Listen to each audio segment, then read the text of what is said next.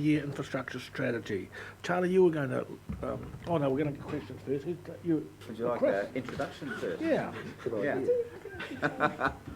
Okay, so we've got the infrastructure strategy. Obviously, not as popular as some of the consultation topics. We had 48 submissions on a whole raft of matters, so a lot of those matters were the consultation topics, so I won't cover those again. We did have a lot of feedback around the timing on the Wairoa Regional Park, and I'd just like to point out we did work with the Wairoa District Council on a joint Provincial Growth Fund application that was unsuccessful, and we also applied for significant funding for open spaces from the Crown during the COVID recovery funding, and again that was unsuccessful. And just to highlight for Councillor Van Beek, we do have $1 million of investment in cycleways over the next 10 years in our infrastructure plan, and that was well received. And the one opportunity, I guess, that we've identified... More plastic bottles on the side. Don't listen to my colleagues. They're just, they're just jealous.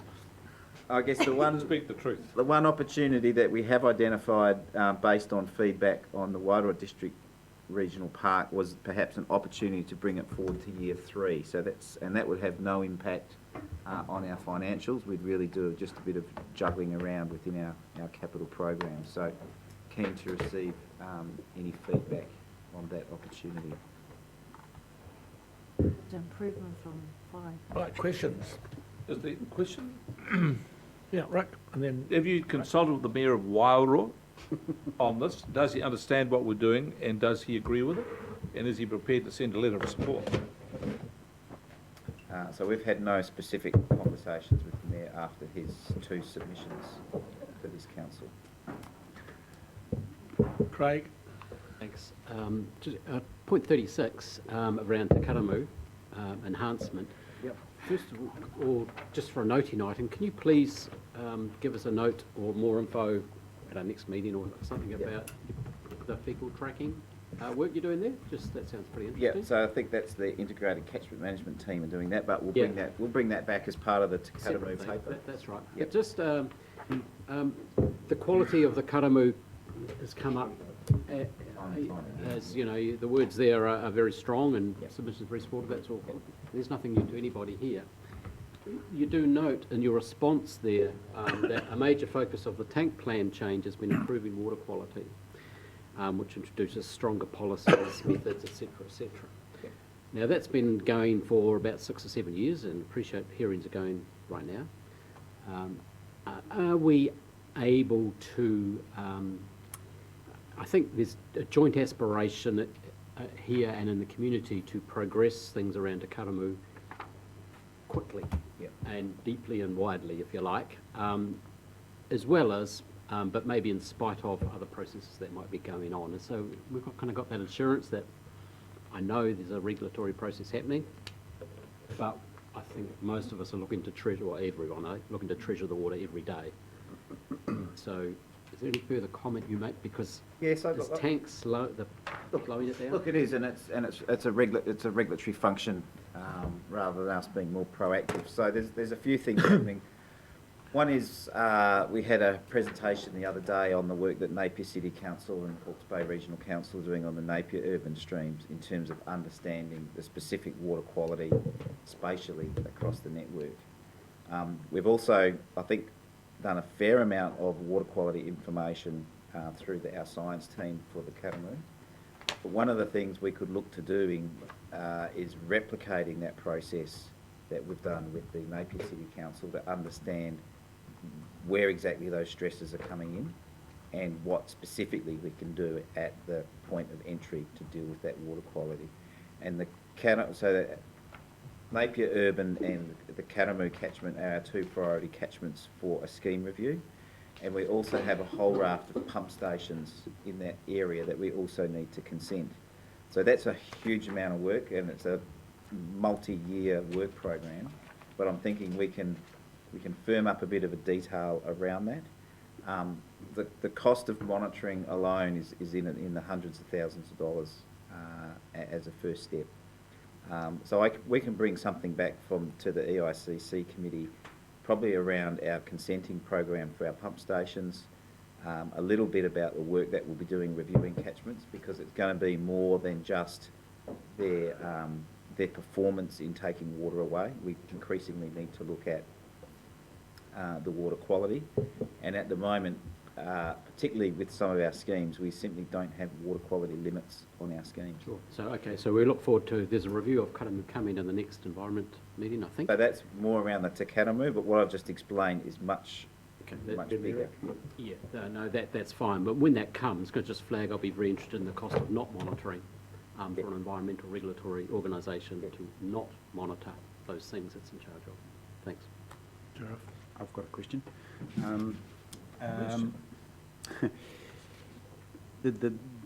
This paper and subsequent papers, I see there is a lot of attention given on, and it's point number 21, point 44, and then also given room to the coast, point 37, Yep. give rivers room. And you know, I listened intently to what Tom Kay brought to us. Is that done on purpose because you think there is actually room for us, pardon the pun, to actually move in that direction? So it's a modern philosophy that we'll be embracing in all of our scheme reviews. The challenge we have is we're locked in to a particular model. And if we want to go down give the rivers room, we're effectively buying back a floodplain. And so if we progress down that route, it essentially means removing stock banks that are functioning well. So there's significant cost around that. And it also means there's significant land acquisition or land negotiations because we'll effectively need to take land out of productive use and put it back into a floodplain use. So it's a good concept, but it comes with a lot of analysis and a lot of cost and an impact to a large number of landowners. Subsequent question, Mr. Chair. And I've said it before, I was actually born and raised on a floodplain that actually was used for this purpose. And it was, as a kid, was much fun, was an absolute inconvenience for my father being a farmer. But it served its purpose. So could we borrow, in a way, land of our landowners and say, well, this is what we need for the protection of the greater good?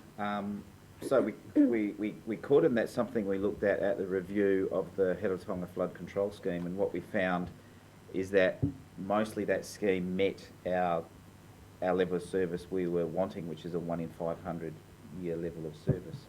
So the opportunities, if that wasn't the case, there is opportunities to have effectively a sacrificial area where you have storage, and that's what's happening in the Bay of Plenty because they've got a constrained scheme.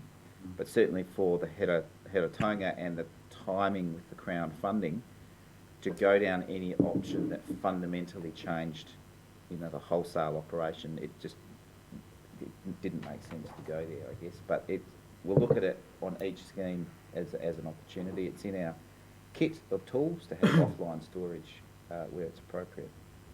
Quite a few views on it, but, won't go into detail. Yeah, I would have a very strong view on it. I won't go into it now. Why not? Neil? Thank you, Mr. Chair. I just want to go to the recommendations, if it's okay. You want to move the recommendation? No, I just want to, well, firstly, I'm happy to move, but I just want, if Chair's possibly Desiree could answer this question for me. The recommendations at recommendation 4 is to adopt the 30-year infrastructure strategy. I'm confused with your process around adoption at your paragraph 28 of your earlier paper. I had assumed that this session was about deliberation and that we would be adopting at the later time. I'm a little concerned that we're looking to adopt the strategy now and suggest that we leave that lie on the table to the 30th. So I'm keen to actually think about that some more. What do you think about that? Yeah, that's probably a fair point. We could perhaps change the recommendation to no changes to the infrastructure strategy as consulted, or... Yeah, I think that's right. Adopt is wrong with it. The one we don't pick. Well picked up there, councillor. Thank you, Chair. Well, Happy to chocolate move. fish to Neil. I'm happy to move, Mr. Chair. Yeah, with that change. that change. Do we have a second? Second it, Charlie. Neil, would you wish to speak? Just very briefly, I'm just very, very comfortable with the strategy as you've developed it over the time. I think we're arriving at a much more realistic place, particularly in relation to climate change. Obviously we've got a lot of work to do, but the strategy itself it gives us a really strong platform. I think we ought to give it the airtime it needs between now and the 30th of June, and any more thoughts coming forward absorbed. I'd even suggest we actually have set aside an hour or two for further consideration prior to adoption. Thank you, Mr. Charlie? Yeah, I'd just like to say this is obviously represents part of the council's bread and butter, and that it's the funding model and how we're going to apply all the good stuff we do. And I just want to recommend to the staff and their idea to bring in the strong presentation by the Mayor of Wairoa, and a number of times, like in the public consultation, he did it in submissions that was there, and it was also in the paper quite a number of times. So, yeah, and we take the point that we did apply for more money, but it never happened, through no fault of anybody's. And now we have an opportunity to, looking at his submission, they do have a fairly detailed plan of what they aspire to do, which looks pretty good, actually. And bearing in mind, we also have to work with the Matangere board as well. So I think this is a good idea. It's a good point to bring it forward so we can get on because they look like they're ready for it. So thank you. Thanks, Charlie. Anyone? Yeah, I'd just like to say that I support the recommendations with that alteration that the mover made, and congratulate our open spaces team on all the work that they do, and our vision forward in terms of having more green space, which includes more equity for Wairoa in terms of our regional parks. I think it's quite a wise move to have brought it forward. Kia ora. Before I pass back to Neil, I'd like to make a couple of comments. Thank you for highlighting the fact that we tried very hard to get some outside funding for Wairoa. That seems to have been missed by the Mayor of Wairoa. I'd also like to say that we had considerable conversations with the PSG in Wairoa and the large Māori incorporation which bounds them on the river, but we were unsuccessful, and so I'm really pleased that we were able to bring it forward because it's something I've been really close to my heart. And just finally, it'll be over my dead body you start moving stock banks. You know, I mean, I just find that conversation, I mean, it's a lovely thought that Mr. Kay had, but the Heretaunga Plains is the lifeblood of this region, Napier and Hastings. Sometimes Napier doesn't think it is, but it is. And you even tinker with those stock banks, you'll put lives in danger and certainly put our economy in danger. So I'm sorry to everyone, but we've got what we've got. Now, back to you, Neil. Sorry. I think you've said it all, Mr. Chair. Happy to go with your last thoughts. Well, We've got an incentive. Are we voting on his Their thoughts, body. or is it? well, what do we? Okay, what do we vote is to make all sure we those move in the stock favour? bank, or Yeah, what? exactly. Can we not enter that debate now? It's too big for this. Yeah, that's right. All those in favour? Aye. Against? Thank you. Just had to raise that stock bank thing. Okay, item 16. Raise. Raise it, fire it, throw a hand grenade in, then just drive off and say no more debate. About a hand grenade. Item What style of 16, chair- who's chair is reading us this? on item 16? We don't have Mr Maxwell with us, so we'll take the paper He's as sick read, of us. and we're happy to take any questions. I'm happy to move, Mr Chair. Martin, I'll second it. And seconded, Martin, just to speak? Yeah, look, Yeah. all I want to say about this is social ecology, social ecology, social ecology, and social ecology. Thank you very much, Mr Chairman. That's the shortest speech you've ever held. I'm proud of that. Right, can you beat that for shortness? I support the paper. Any other speakers? No other speakers, and you don't? You want to speak? Well, if you'd like me to flesh it out, can we please You can't. not lose, okay, I can't reply to it. There's nothing to reply to, that's right. Yes, he can, he's the mover. He sums up the debate. There has been no debate. No, you I just want to say, can we Thank not you, lose sight of all the incredible diversity and depth of effort that happens through social ecology in this region to making our catchments work and improving the biodiversity. There is an opportunity here to broker and coordinate that effort, and I just hope that isn't lost, and we continue that through the life of this long-term plan. Thank you. Thank you. That was 16. okay. Lunch All break. those, aye. All those in Now for favour? lunch break. Receiving that Go paper, for aye. lunch now, Mr. Chair. Break Yeah, now. here so against, it's carried. Move to 17, other matters. How Thought about that was a very interesting reconvening the heading. council meeting? Is it you, Jane, other matters? No, Desiree. So this delivers report is a catch-all for all submissions that aren't covered elsewhere. It reflects that we had a specific space in the submission form for general feedback. And it's a bit of a team effort, but I will in particular speak to the significance and engagement policy, which is the first sort of substantive item.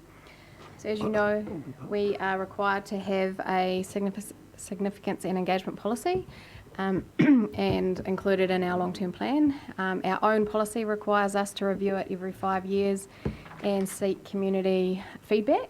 So we took the opportunity through this long-term plan cycle to concurrently consult on it. And as noted in the paper, we had 48 submissions. There's a quick summary of what they said. And the one that we are proposing a change is the one that suggested that we make reference to the Treaty of Waitangi.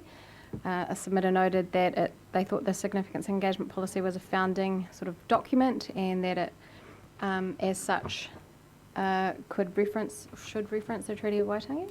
So we've made a recommendation there that in the red font, so 15.1.3, that largely mirrors the wording of Section 4 of the Local Government Act.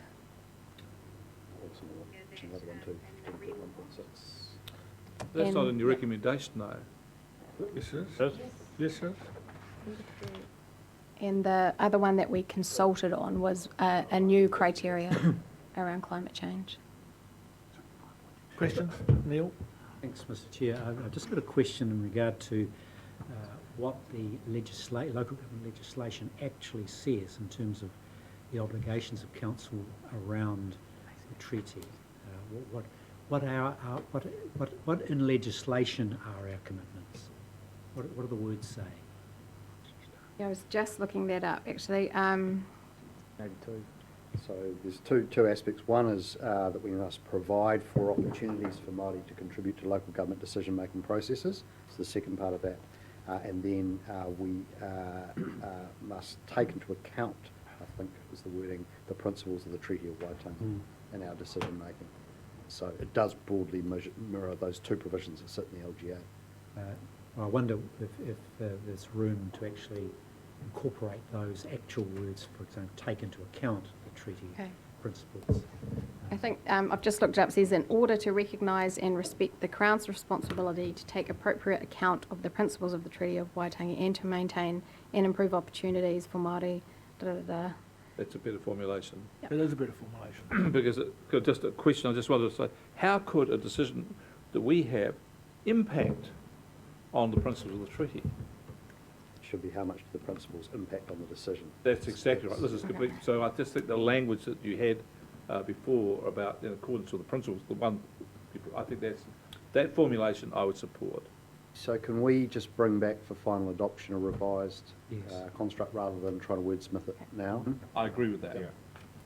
But That's Mr. Chair, if you don't mind, that's a good move, and I think we need to be very precise in mirroring the legislation. We do. I think that's dead right. So we'll leave that on the table. But could I just, I think we need to go further than that, though. The thing here is about the principles of the treaty.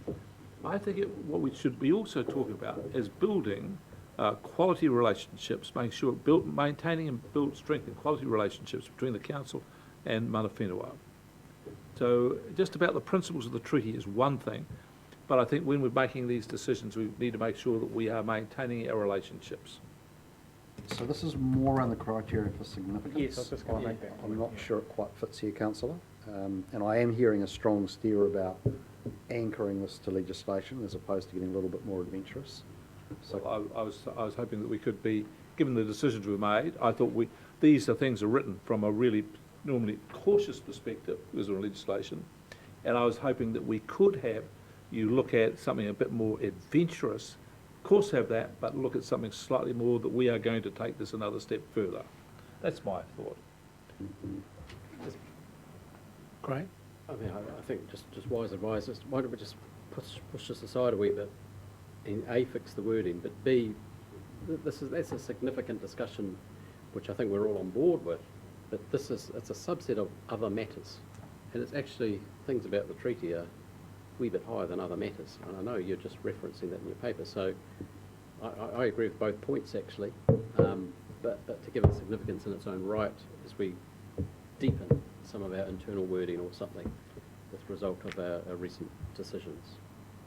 Anyway, we're going to bring it back and you're going to play around with that. yes, and I think we've got some clarity around the significance element. I think around the broader engagement piece in the policy, we can also have a look at that, and when we come back, you can perhaps review some enhanced wording around the engagement piece.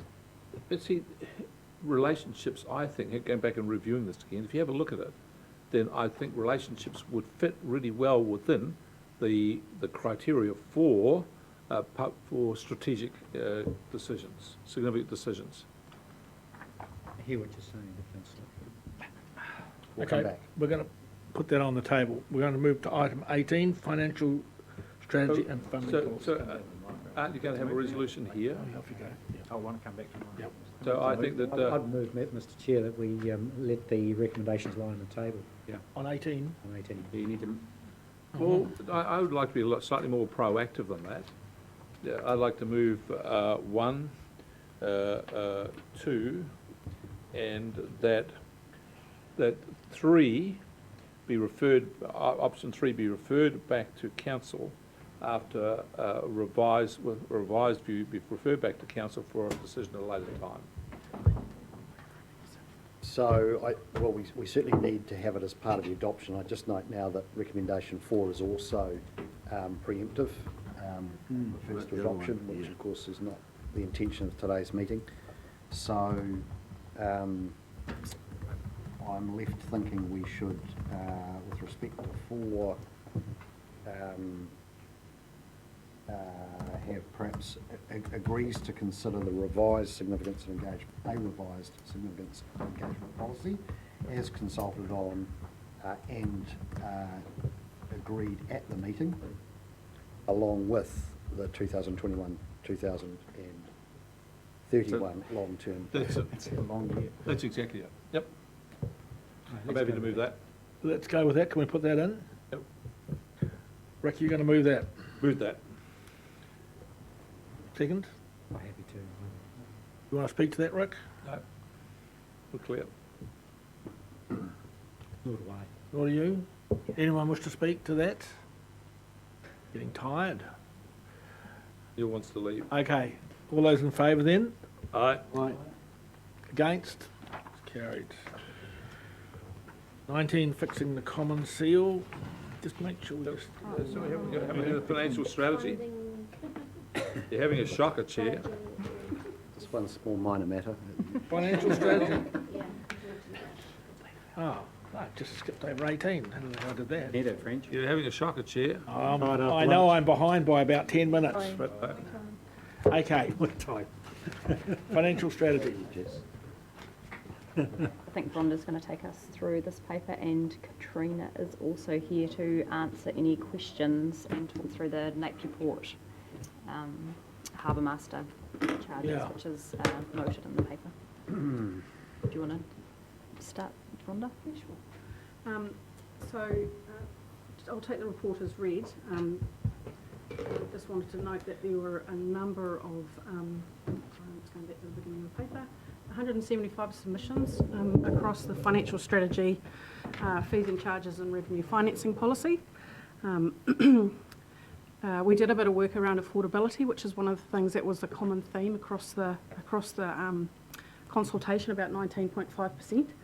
And as we remembered in the workshops that we did with PwC, Regional Council, Hawke's Bay Regional Council was pretty much where it needed to be from both the median disposable income and regional GDP. So we did another check when we did the charges and made sure that we were in QE of what we should be. We went from 0.7 to 0.8 of the regional GDP. Unfortunately, median disposable income is not available to us at the moment because it won't come out for a little while yet for the 2020-21 year. So did some work around that, and then the remainder of, which was the major theme that came out, we did have a number of people who said we just need to get on and do the work, and that the requirement for the rates increase was understood, which was encouraging.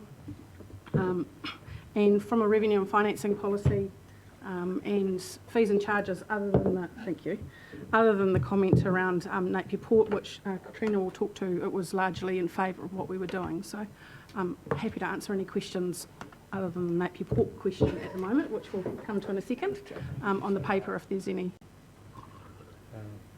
Mr Chair? Yes, certainly. Just one question on the table on paragraph 36. There's a summary of the various funding requests. Does that, and obviously it's based on the internal submission, does that, for example, 1.9% increase 2021-22 incorporate the decisions made about funding applications for additional for funding? Yes, it's for both applications. So do those numbers change as a result of decisions made? No, they don't. When does the operation, if for example, a 2 million that was requested from the hospice is taken into account, when did the operational impact of that fall? I know it's a capital item, but it does have consequences for the servicing thereof. So that wasn't included in that table? So it was not. So that's the question I asked was, Yes. Did it include that? You're saying no, it didn't. No, it didn't. So the only thing from the requests for submissions for additional funding was for the Enviro schools, Yes. based on the table at the bottom of each of the individual reports. Sure. And then the staff submissions amounts are in there as well. So it's the Enviro schools and the staff submission report. The various adjustments. Mm-hmm. And it's a 1.9% or $559,000 That's right. price tag. Yes. Any other So questions? that's including the things like the Biodiversity Trust, which was taken out but put back in, which is the primary, the major contributor to that. There is a table in Stella, but I'm not sure if you've got a copy, which That would take us to itemises. virtually to 21.5, 22. Correct. That's right. Yeah, and I've got a spreadsheet. We'll show it in a moment. Choices on hold borrowing and increase the rate take, We're not going to 22. or just leave the rate increase as consulted and increase the borrowing. What do my colleagues think about that? Hold on, this sounds quite significant actually. What you've just- Can you just rewind the tape there for a moment? Well, the current plan, Or, So all of the decisions agreed on today amount to that increase in 36 over the life of the LTP. The choice that you're then confronted with is whether you want to add that to the rates increase to have a larger set of increases. So that's what's in table 37.3 plus what's in table 36. That would be the increase. Or, and leave borrowing on the current track, or leave the rates increase as consulted and increase the borrowing to that amount. okay, but that's a gross, that doesn't include any other decisions made today. So the Clyde River decision put 1.8 or so. We have to back that out. That's So what's the net consequences? So, It's not nearly as much as that. so the Clyde River dredging taking out the amount from the rowing club was borrowed in year 9. So it doesn't have any impact, and I'll bring it up in a spreadsheet in a second. It doesn't have an impact out until year 9. So from year 1 to 8. We're not setting aside in the scheme. But your between now table and then. goes to I think 31. we're building the reserve up. For taking up to the rowing club, and then from then forward, if we went up to the Marae, it was borrowed from year 9 onwards. on top of, okay. I hadn't On top appreciated of, that. yes. So only in year 10 will have an impact. Yes. Yeah, but both tables go out 10+ years-ish, right? 10 years. From the perspective of the ratepayer's balance sheet, regardless of its reserves, borrowed or whatever, it's that, be interested in that net. Yeah, so I've got a spreadsheet in a moment, which will come to when we come to the final questions around what we're doing with the financial strategy. And the full financials will come to you next month for adoption. Well, on the 30th of June. there's the answer to my question. Yes, I'll incorporate that. Yes. But we don't have to make a big call today. Just around how you fund the decisions you've made today. Although when we bring it back, we're going to be right on 30 June, so the expectation will be adoption on the day. So we do, we don't want to be in a situation then when there's a decision not to adopt it. So as far as rates are concerned, the thing we consulted on, let's say for that first period is 19.5, I think. So the question that you're really posing is, with these other decisions, do you want to go, how do you want to fund that? Yep. So if the question's before us, leave the rates as consulted and deal with it over here, which is borrowings, reserves, or better, more efficiency or something. Yep. So that just, if we have a principled agreement here, Which is what, on board with, I think we're which is what 5 is. okay. So my position is leave the rates rises as we've consulted upon. Don't go back to that well. That's where I'm coming from on that. Yeah. Excuse me for. Especially considering we've had gains on our investments, equity gains on our investments. So, Chair, that's right. Our year-end financial position for the current year is, as we've reported to Council, likely to be more favourable than we had expected, and less overall borrowing than we had thought we were going to have to do for the 2021 year. Yep. And so on that basis, things will be broadly equal.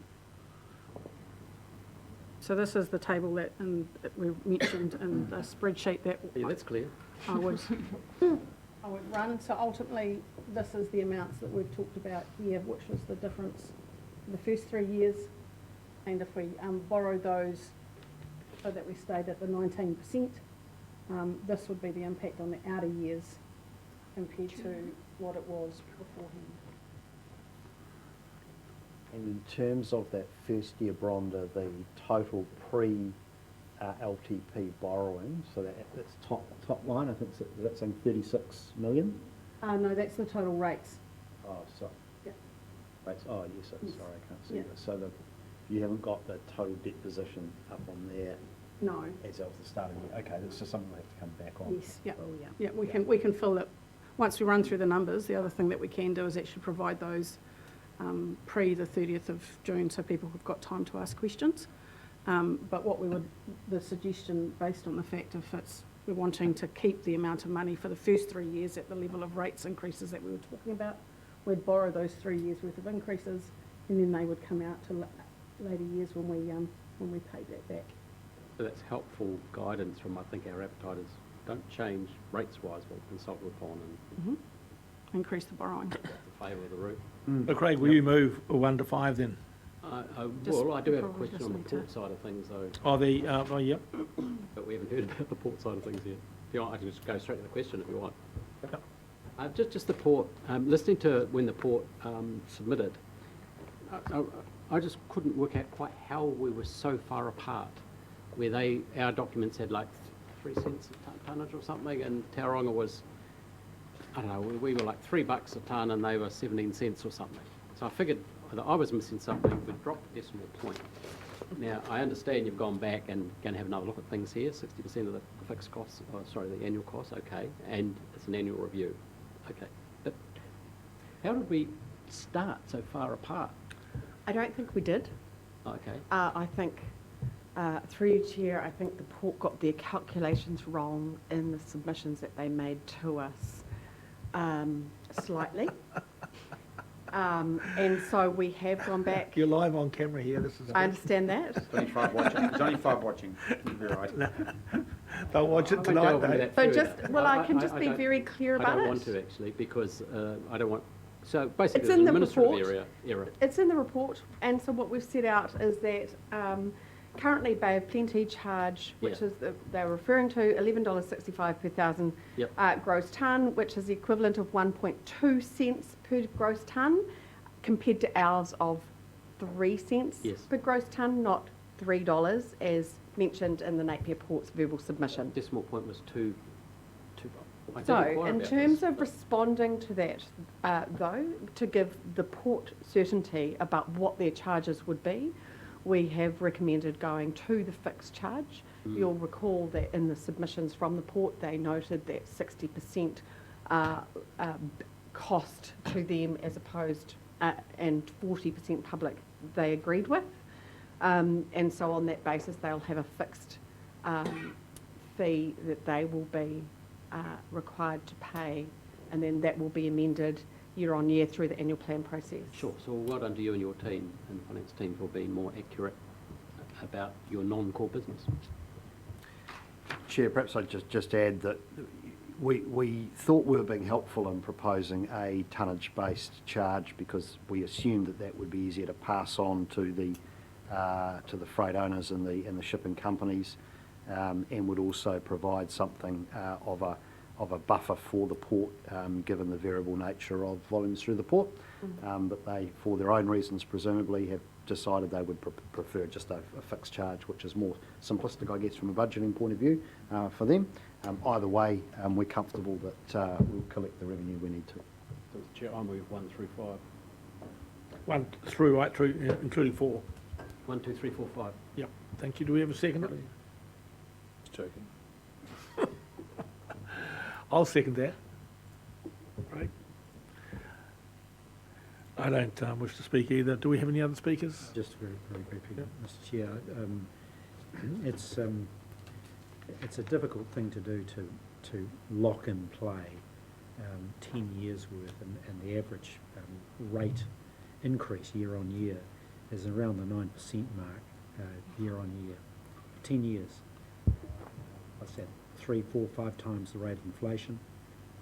So it gives you some indication of the impact that all the various pressures that come on council, including all the legacy, have meant for council. That's right. Every other business around New Zealand is having to live within the constraints of subject to inflation of the marketplace, and yet councils are obliged, as we've found, to impose, 5 times the rate of inflation, 4 times the rate of inflation on our ratepayers. It's a sad, glum day that we're having to do that. Thank you. All those in favour, 1 to 5. Oh, you got a speech? Not a speech. Look, I'd just like to acknowledge the submitters in this space that have spoken to Councillor Curtin's points. I'd just like to remind all my colleagues that when we do make choices around spending, that we are deciding for our ratepayers of what they can afford, and there will be a huge range out there, and we know there will be plenty struggling, and so we do need to, I guess, remind ourselves, particularly going into the future now, the forecast increases, and try and get that back under control. And by control, I mean back to somewhere close to inflation, because that's the sensible outcome financially. Unfortunately, in this position, we know there's a lot of legacy issues, and we do have to make these tough calls to try and rectify that. But and it's that's probably one of the hardest things in this job, is to try and balance those two. But I do acknowledge those submitters that are finding this tough. Yeah. Just a brief comment, Chair. I've heard this argument on numerous occasions about how rates should only move at the rate of inflation and that costs should be held. If that were to be the case, then there would be no change in the service standard. If you cast your mind back in history, there was a time when towns and cities in this country poured its raw sewage into the rivers. Now, if we'd lock our rates at that point, we would then be locking in that style of activity forever into the future, because you can never get a rate rise sufficient to be able to build sewage treatment stations and the pipes, etc., to do it. So we have to be mindful that if we're going to have changes in service standards and improvements, then they need to be paid for one way or the other, and they can't be paid for by nothing. So having rates set just at the rate of inflation means we're locking ourselves into a service standard level at that point forever. So, but on the other hand, we have to be mindful of the issues raised by Will, that if we are going to increase our fees and charges, and increase our rates, that we need to be mindful that people have also got to be able to afford to pay it. So everything has to be justified, and that's what this process is about. Thank you, Rick. Craig, you were the mover. Do you wish to comment further? No, that's fine. Thank you. So all those in favour, 1 to 5? Aye. Aye. Against? Thank you very much. We have item 19, fixing the common seal, which is all just 4 delegations to staff members. Yep. Do we have a mover? Okay, John, it's always a pleasure to have you, John. Have a good day. I move recommendations you'll 1 and move. 2, Chair. Jeff, will you second those delegations? Second that, one for the last Wish to year and a speak? half. No. All those in favour? Aye. Aye. Thank you very much. Item 20, report from the Environmental and Services, is it? Yeah, thank you, Chair. I'll just take those as read. It was a long day, over our 6 hours, and thank you for extending it further, councillors. But it was a fantastic day of presentation, particularly from Dr. Bruce Clarkson around urban biodiversity. But yes, Chair, that's it from me. Any questions for Haniwai or any of our staff? I'm happy to second the You're happy to motion. second? Haniwai will move, Rick will second. Wish to speak, Rick? Anyone else wish to speak? All in favour of accepting the Aye. Environmental Services Committee? Aye. Aye. Thank you. Item 21, which is Corporate and Services Committee. Neil? Well, thank you, Mr Chair. I'd like to go over each item in minute detail because it's so riveting. That's You're killing us, mate. I move Councillor Curtin be given an extension of time before. Can we Starting remove? at item 1, Mr Chair, I'll take the report as entirely read, and I'm sure everyone has, and leave it at that. Okay, you're moving. Do we have a seconder? Seconder will be Craig. Thank you. Do you wish to speak, Craig? Anyone else wish to speak? All those in favour? Aye. Aye. Against? It's carried. Thank you very much. Regional Transport Committee report. Martin's just stepped out. Can we do Chair. something He's, else while Martin's out? Oh, just move the We report. can. We can. Councillors' reports? Oh, no. Yeah, Martin, we will hold because Martin's had a bit of a headache, I think. So 22. he's going to come back. We'll go to 22. So it's summary. Hazards. Yeah. Chair, Hazard- the leader of I do hazards. think you should talk to this. Yeah. As relatively straightforward, as you can read for yourself, on Friday we're going to get the papers for the up and coming meeting on the 4th of June, which will have the report of Reino Escher, and this will be very interesting and widely anticipated. And we think it also will be, it is anticipated not just here in Hawke's Bay but also around the country. So we're expecting some questions on that, on where this will lead to. But of course, the councils involved will not make a decision until July. So we just hold this point in actually giving too much information out. Given that we're in public, Sheriff, you may not be able to disclose anything, but is there any salient points in the report that you can tell us, or you want to hold back? You shouldn't ask that question. All will Seriously. be revealed in due time. Seriously. Yeah. Righto. Sorry, I just want not as precise question as that, but can we expect in that report there'll be some financial analysis over the various options or decisions for ratepayers across the district, or do we just need to wait and see? Wait and see. Wait and see. He shouldn't have asked that one either. Right? You shouldn't have asked. That's exactly right. Well, both He in trouble. knew- Rick, and the other thing, Craig. I think you should remonstrate that, councillor, because he knew what he was doing. Both of I us was did. following the chair's lead. That's what he was doing. Okay, then the recommendation is, and you'll move it, I'll move Sheriff. it. I'll second it. Second it by, And I'd like to speak to it. and you wish to speak? Thanks, Neil. After I've had the Do you wish to speak?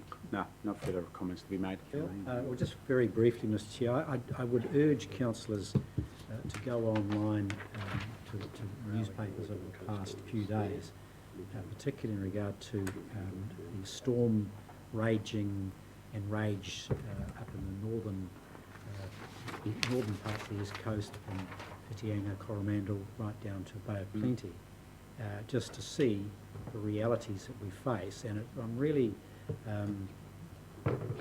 disturbed contemplating the folly that's inevitably going to come out of the joint working party on this. The folly is that thinking for one moment that we're going to hold back the sea. It's simply not going to happen. We'll end up in the same boat as the councils are currently facing up in the northern parts of the country, where the infrastructure, the wonderful engineering projects that put in place are now dust. And I'm sure we'll come back with a policy that says, let's go and build things on our coast, and we'll pay for that, or we're going to pay all right. The sea will have its way. You're not going to ask me to reply to that? No. You have a right. You moved it, so you have the... does anyone else wish to speak before I hand it back to Jareth? No? The floor is yours, Jareth. All I can say to that is read our strategy, and our strategy has got a lot of detail in it. And I must admit, I must commend our staff and the Joint Committee, their foresight over time, and my predecessor as chair. They've done an enormous work on this, and we continue to do so, meeting with the community and meeting with tangata whenua around this process, and together we'll actually find a way through this. But it's nowhere like, once again, I harp back about my history, and it's a thing we do in New Zealand quite a lot. I heard a lot of history when I was sitting at the deliberations of Tank, is I come from a country where I lived 14 metres underneath the sea level, and I never lost one night's sleep because it was well protected. But look at our strategy and you see all the details in it, and I think our staff are doing a fantastic job. So, I've got full faith in them. Is it a question for you? Is it true that the little Dutch boy put his finger in the dike then? Were you... That's just myth. That's just myth, but there's a lot of myths around it. Now you know why Dutch people are so tall, so halfway getting up to 14 metres. Thank you, Jareth. Okay. Right, we will move to accept that report. All in favour? Aye. None of that was on the report, by the way. And Chair. Martin, we'll go to you on the Regional Transport Committee. Thanks. Thank you. That is item 25. And I'm wondering if Mr Chair, if I couldn't address my minor item at the end of that and then leave. I've been struck with a migraine which affects my vision and my ability to think. But I didn't want to leave this meeting without paying tribute to a process that's been going on since before I was elected under the previous transport manager. It has been quite a journey. Just to very lightly touch on some of that. We started off with a transport study looking at the what's happened with recent infrastructure investments in the region, and then we really workshopped as councils during the lockdown to look at the big picture of the future of growth in this region, where it's going to be, what the values were of each TA or local authority, what their issues were and what their aspirations were, particularly in a transportation context. We developed a business case that set a framework to rank investments that would meet those objectives, and in doing so align with the government's policy statement on transport, which are safety, improving freight, better travel options and climate change. Because ultimately, leaving the policy framework of the transport plan aside, it is in essence a funding bid to the government, filtered by the Transport Agency through the National Land Transport Plan, and our best chances of securing funding for investment in the region are to make sure we're in line with those strategies. So we put out a plan that we were pretty proud of, but we were pretty severely tested through the community process around that. And I think we've responded in a number of ways. We've elevated the place of climate change. It's right now in the vision in terms of being a carbon neutral region, and Councillor Curtin's comments earlier about the contribution that transport makes. It is you know, it's a significant contributor to our regional footprint and emissions terms, and it's equally been set as an overriding consideration through the application of all of the policies in the priority areas, which are, you know, improving freight connections, safety, better transport choices, and tackling climate change. So in itself, and so we've elevated the place of climate change. We've given a much greater level of attention to rail, the Gisborne to Napier rail ambition, and as a commuter option, and exploring that. And we've definitely given a lot more attention to cycling. We've heard from our cycling communities, and that's about having safe and segregated cycling roads in our region, so that it becomes, if we can't do cycling in Hawke's Bay, who can? The most wonderful climate and a flat topography generally. So some investment into that. And then the other, I think, compelling set of submissions we heard was from Wairoa, that their whole social and economic proposition and their cultural proposition hangs off a viable transport corridor to the rest of Hawke's Bay. And if we underinvest in that, at the region's peril, but equally to Wairoa's demise. So I thought that was just compelling. So did the committee, and we have included in the list of priority activities, in other words, our shortlist of funding bids, a strategic case for alternative roading options, which would then supplement the investments in rail for freight, which have already been made and hopefully will continue to be made. Those changes are all in the plan, the version of the plan that's before you, councillors.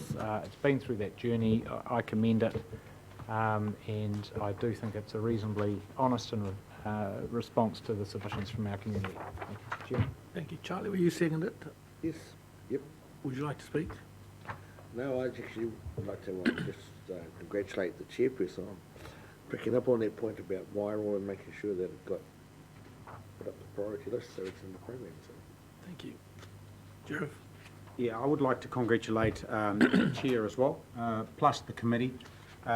If we as a council would give as much credence to those who submit and take the time to write and speak, we do our community well. And Will Foley, Councillor Will Foley made the point that when we actually heard submissions to the long-term plan, we were lacking as to the credence we gave to that whole process. We don't get that opportunity often, and they came and spoke to us, and we didn't give it the credence. And we had some apologies, and they were accepted, and they were good apologies. But at the same time, I really commend them once again, listening to the submissions, those who spoke, and actually have acted upon that. So congratulations on that to the chair and the committee. Thank you. Any other speakers? Yeah, Mr. Chair, I'll comment on that, and it is a little disappointing to have that reflection on councillors around the process of hearing submissions. The submissions process starts, and the consultation process starts with engagement at all sorts of levels. One of those is hearing submitters in person, but there are vast other opportunities to do so. To suggest that somehow we're not engaged with that is mistaken and a bit of slap to councillors, which I reject, because we've got 700 odd in this documentation here today. We've had the vast bulk of submissions by written submissions. I've spent the last 5 days reading those, hearing what's had to be said, and I'm confident that we've actually heard the vast bulk of submitters in that way. I reject the councillor's impression that somehow we've Thank been you, negligent Councillor. on that. We're supposed to be speaking to the resolution here. We haven't done that for the last 3 items. Are there any other speakers? Oh, sorry, Michelle. Speaking of the resolution, I think just on behalf of Wairoa, so I see the increase in deaths 4% between 2015 and 2019, and also note that the learners and restricted licences, there's a trend of being held over 5 years. I'm getting to my point here, and then when you look at the crashes by year for Hawke's Bay region, it's increased from 2012 up to 2019 in the graph. We haven't had driver's licence testing in Waitel since 2012. So, and I really appreciate what's happening in the Waitel College, like our personally, my daughter passed her learners a few days ago through the scheme, and I rang up the college and asked how that's going, and they said that they also take them for restricted and they take them for defensive driving, and I really appreciate that. It's that's good for our rangatahi. They get a good starting, but there's those ones that are sitting there on those licenses that don't have that experience, and they're quite dangerous on that road. Now, it's also that the Waitel to Napier Road is probably one of the worst in the country. If you can drive that road, you can drive. And even someone experienced like me can get into trouble. So just noting all that, the evidence is pointing towards we need that extra help, because one thing, Central Hawke's Bay doesn't have it either, but you only got half an hour to get here to the city. We have to go an hour and a bit to get to the closest testing station. So yeah, just thank you for that support of our rangatahi. Can there be more support there with the driver's licensing? Thank you. So I think lives are at risk. Thank you, Michelle. Okay, we have a mover and a seconder for the two recommendations. All those in favour? Aye. Aye. Against? Before we move on to the next item, I just want to thank the chairs of those respective committees, including yours, Jared. I think our three new councillors in particular who have taken on these huge responsibilities, transport, the environment and coastal erosion, have really stepped up and making us proud as a council that you're out there doing that, and everybody who I talk to at a regional level is very grateful that we've got people of capable as you doing the job. And that means you too, Neil, by the way. Even though you're not new. So thank you very much for the work you do. Right. Could I do the minor item now, Mr. Chairman? That's next. Okay, yes, Martin, so that we can, you can leave, you have a minor item on the agenda. Do you wish to do that still? Yes, if I could. I need to get this off my chest for reasons that will become evident. Has anyone read this book? Yeah. What is it? Right, okay. Well, I just want to dedicate this book review to my father, John Williams, and to Dr. Robin Gwynn. My father gave me the book, and Dr. Robin Gwynn bought 150 of them with a retirement scheme and has played it forward with those. So I thought I knew it all until I read this book. It really is quite a remarkable story. And, you know, it encapsulates in 200 years the demise of this planet and then what to do about it. There's some absolutely striking statistics in there, for example, that 96% of mammalian mass or weight on the planet at the moment is humans and what we eat, and 4% is whales and all the rest. That the level of greenhouse gas emissions that we're putting into the atmosphere and have done so in the last 100 years is putting us into the context of the end Permian extinction event 250 million years ago, which wiped out 90% of the world's species. So there's some absolutely challenging and daunting propositions in there, but where the hope lies is in biodiversity. I'd always thought that climate change was the mother of all issues, if you like, and the thing that we need to tackle at the forefront. But in fact, it's biodiversity, because biodiversity is both adaptation and mitigation. It is both antidote and response. It is our resilience to climate change, and it is our ability through soaking up CO2 to mitigate the effects of what we're doing to the planet. So David Attenborough talks about rewilding the world. And I put that, you'll recall, to Dr. Bruce Clarkson. He didn't think much of that. Well, I spoke to him afterwards, and in fact he said this is a magnificent book. He had read it. But what we need to do is run it through the Mātauranga lens. We need to indigenise the concept. If I can, on that note, after, and it was one of the more moving things I've heard said in this council, Councillor Foley said after he embraced the generosity of the offer of tangata whenua to assist in our governance role through Māori seats, he said, let's get down to business. Well, when I think of our strategic plan, when I think of right tree, right place, when I think of the erosion and sediment control, when I think of the Ahuriri Regional Park proposition, when I think what we could achieve through more marine reserves to rewild not just our cities and our land through regenerative farming, which is also talked about here, but our marine environment. This is the business that we need to get down to. And if we don't, at every level, local, national, international, respond in the most profound and compelling way, as David Attenborough suggests, it's literally game over for humanity this century, and my children and my grandchildren won't have the future. That is just the simple, stark facts of it. So the positive thing about this book is that it has got a formula. This is the business we should get down to. This should be our strategic plan. Now, for that reason, and in light of Dr. Gwyn's, in line with Dr. Gwyn's playing it forward, if you just bear with me 30 more seconds. I went down to Wardini's and I bought you all a copy. Is it signed by you? It's not for you. Thank you. It's for this organisation. So I'm going to give one to all of the councillors. And there's one for Api, who's not here, which is sitting on my desk at the moment. But what I want you to do when you've read it, I want you to put it in the staff room or the comm room. And I want, I've dropped the floor. I would like Get one of those.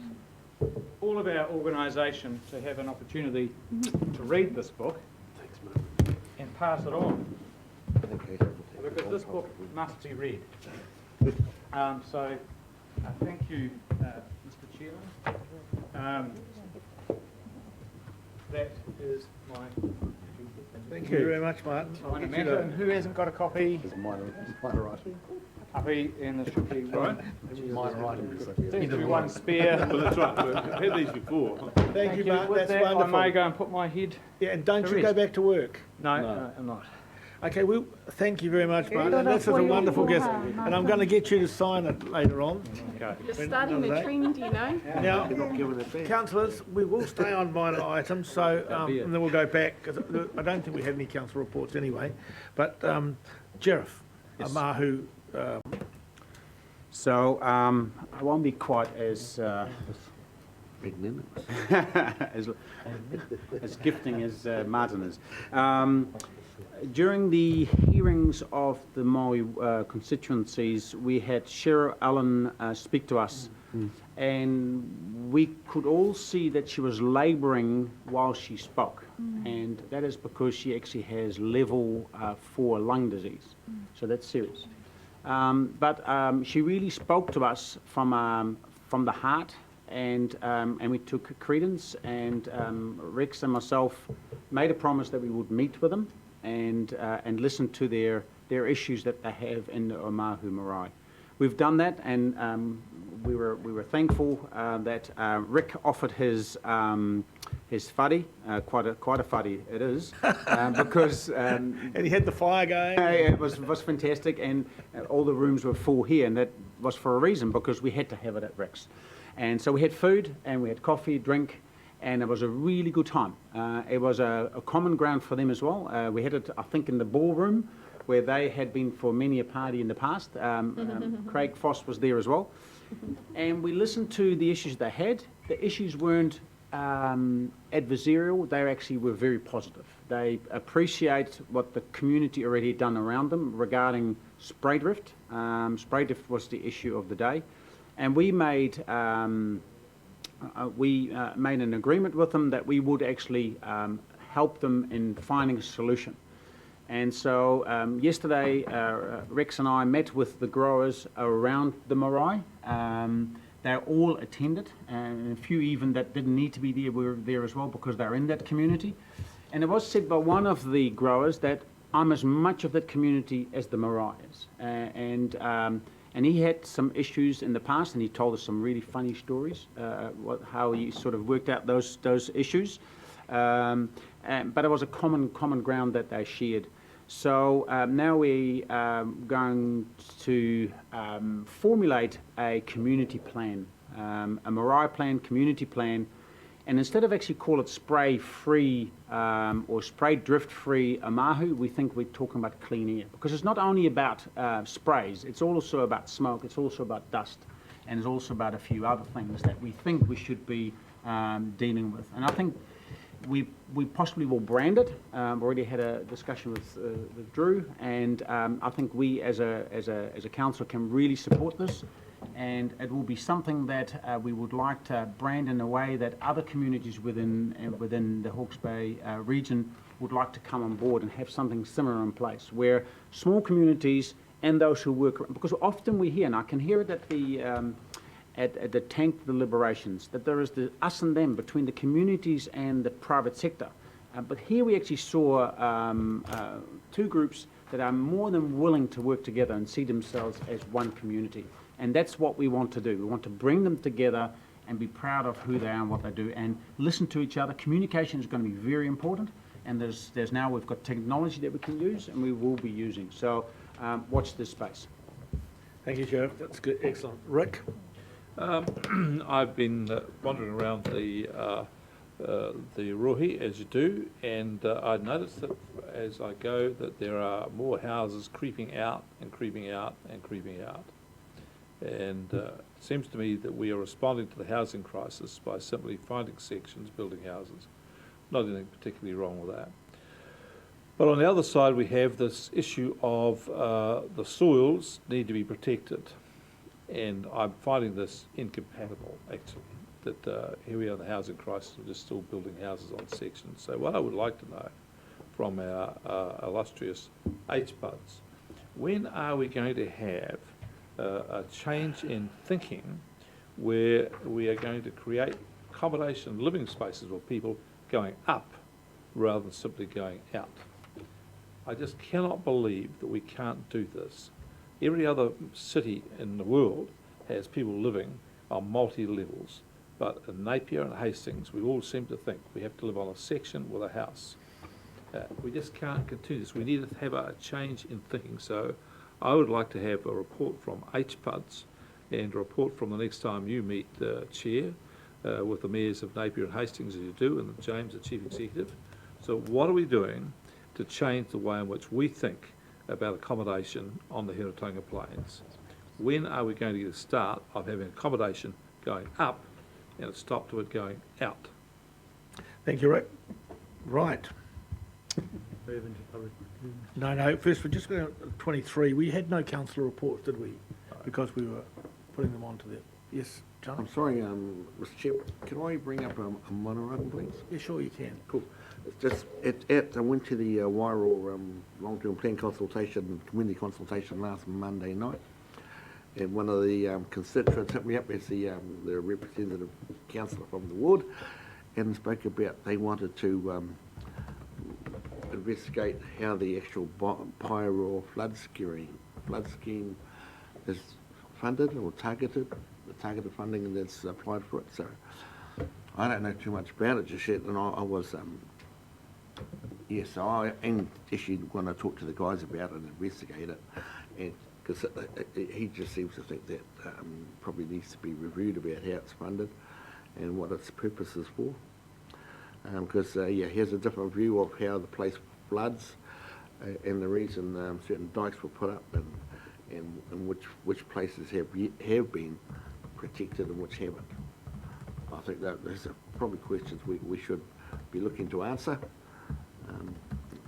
Okay. Now we're looking at the long-term plan. Well, it will be picked up in the scheme review, but can I just encourage you to talk to Chris? Yeah. That'd be good. You have a chat with Chris. Thank you very much, councillors. We now need to move to public excluded. Thank you. And seconded. All those in favour to move to public excluded? Aye. Aye. Aye. We have one item that